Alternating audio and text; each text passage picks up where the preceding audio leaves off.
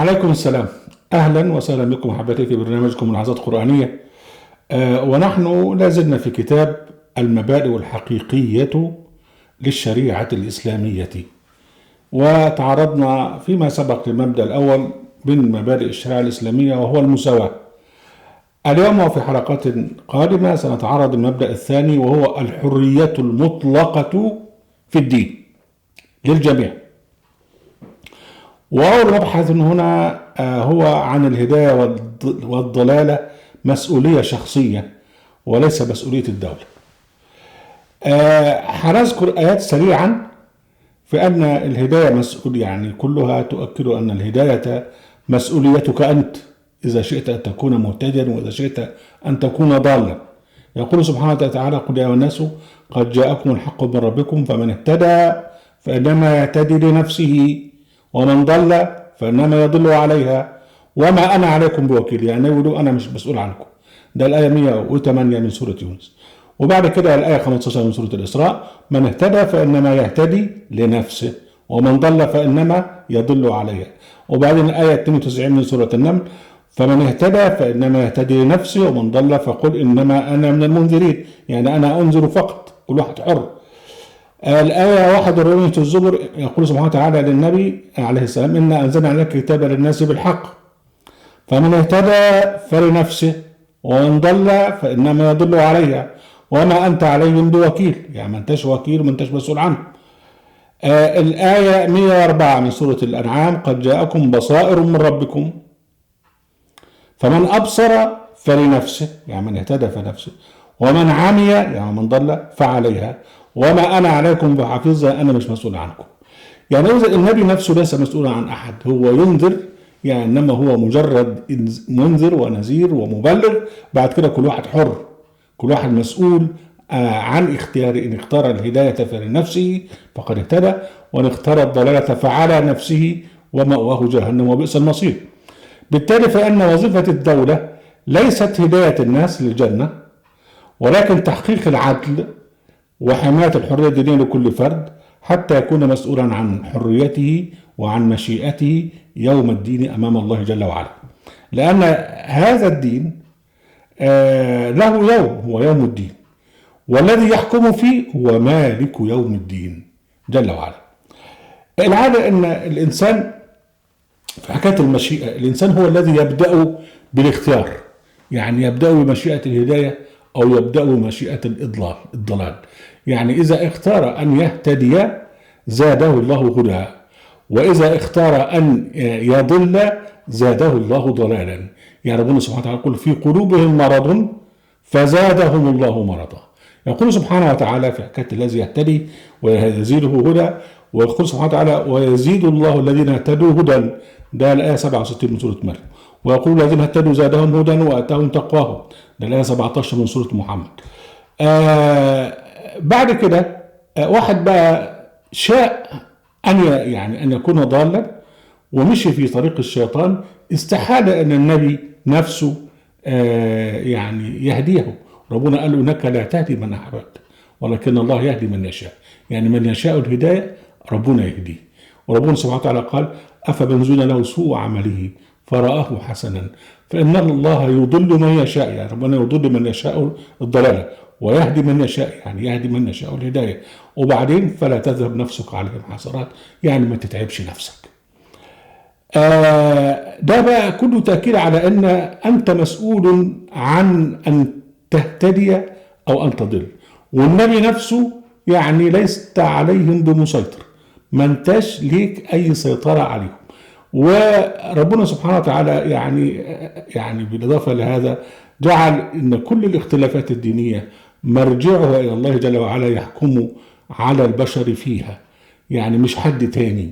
يعني معنى كده أن أي واحد بقى سلطان يبتدي يتدخل في كذا يؤله نفسه ويجعل يوما للدين أو يوما للقيامة أو يوما للحساب في هذه الدنيا، وهذا خطأ وهذا ضلال.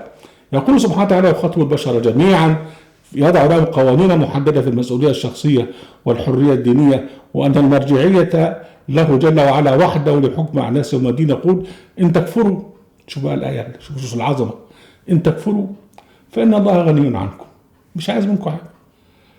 ولا يرضى لعباد الكفر، لكن هو مش بيرضى لعباد الكفر، لكن هو لا يفرض على حد حاجة. إن تكفروا فإن الله غني عنكم ولا يرضى لعباده الكفر، وإن تشكروا يرضه لكم. إذا رضا الله سبحانه وتعالى لا يتدخل في ما تشاء وأنت نفسك. نقول الآية من تاني: إن تكفروا، ده خطاب مباشر للبشر، إن تكفروا فإن الله غني عنكم ولا يرضى لعباده الكفر، وإن تشكروا يرضه لكم، ولا تزر وازرة وزر أخرى، مش حد هيشيل وزر تاني. ثم إلى ربكم مرجعكم، هترجعوا يوم القيامة فينبئكم ما كنتم تعملون إنه عليم بذات الصدور. هنا روعة، هنا روعة الإسلام. في ديت الآية 7 من سورة الزمر. في الآية 164 من سورة الأنعام: قل أغير الله سبحانه وتعالى، قل أغير الله أبغي ربا وهو رب كل شيء، ولا تكسب كل نفس إلا عليها، ولا تزر وازرة وزر أخرى، ثم إلى ربكم مرجعكم فينبئكم ما كنتم فيه تختلفون. برضه نفس الحكاية، كلنا سنرجع الله في موضوع الدين يوم الدين ونحن مختلفون فيحكم بيننا فيما نحن فيه مختلفون.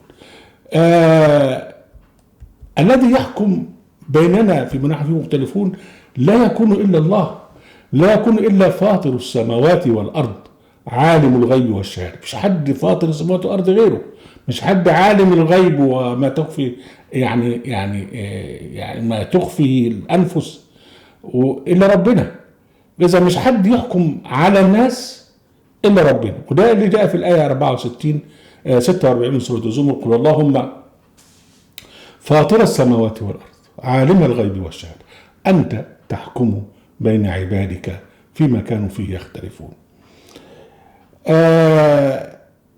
إذا بقى اللي يقيم محاكم تفتيش ويقول لك حد ردة ويقول لك قانون ازدراء الأديان والكلام ده هو يتقمص دور الله، سواء يقصد هذا أو لا يقصده. وبعدين ينسى أن حساب الكافر ليس في هذه الدنيا عند الناس وإنما عند الله جل وعلا. ربنا سبحانه وتعالى يقول: ومن يدعو مع الله إلها آخر لا برهان له به فإنما حسابه عند ربه إنه لا يفلح الكافرون. ده الآية 117 من سورة المؤمنون. إيه المطلوب من المؤمنين؟ المطلوب منهم إن هم يصلحوا أنفسهم بالإسلام ويتذكروا قول الله سبحانه وتعالى: يا الذين آمنوا عليكم أنفسكم لا يضركم من ضل إذا هديتم إلى الله مرجعكم. شوف كل ده إلى الله مرجعكم فنبئكم ما كنتم تعملون. الآية 105 من سورة المائدة.